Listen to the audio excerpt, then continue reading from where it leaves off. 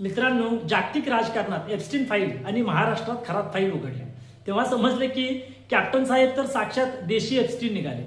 दोघांमध्ये इतकं साम्य आहे की असं वाटतंय दोघंही एकाच शाळेत शिकले.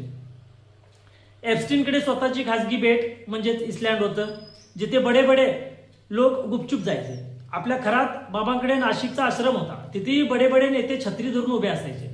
फरक एवढाच की एप्स्टीनच्या बेटावर जायला विमानाने जावं लागायचं. इथे फक्त अंकशास्त्राचा ज्ञान आणि थोडी अंधश्रद्धा लागायची आणि तेच या जाळ्यात अडकायचे. आता एप्स्टीनकडे एक डायरी होती ज्यात जगातील बड्या लोकांची नावं होती. आपल्या कॅप्टनकडे तर थेट डिजिटल लायब्ररी निघाली. 58 ते 100 अश्लील व्हिडिओचा असा संग्रह की नेटफ्लिक्सलाही वाटेल भावा एवढा डेटा आणला कुठनं. एप्स्टीनची फाईल वाचायला लागते, खरात साहेबांची फाईल बघायला डेटा पॅक लागणार.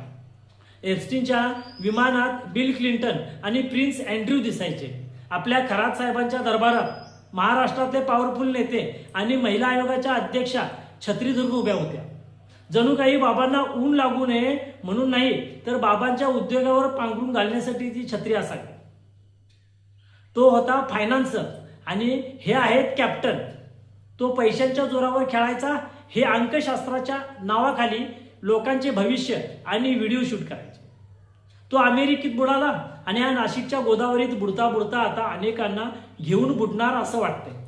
थोडक्यात काय तर एप्स्टीनने जगाला हादरवलं, पण खरात साहेबांनी तर महाराष्ट्राच्या राजकारणाची न्यूमरोलॉजीच बिघडवून टाकली.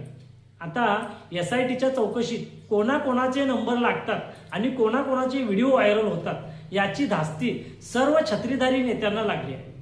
म्हणून म्हणतो, बाबांच्या नादी लागून भविष्य बघायला जाल तर तुमचं वर्तमान पोलिसांच्या पेन ड्राईव्ह मध्ये कैद होईल. हे लक्षात ठेवा. धन्यवाद.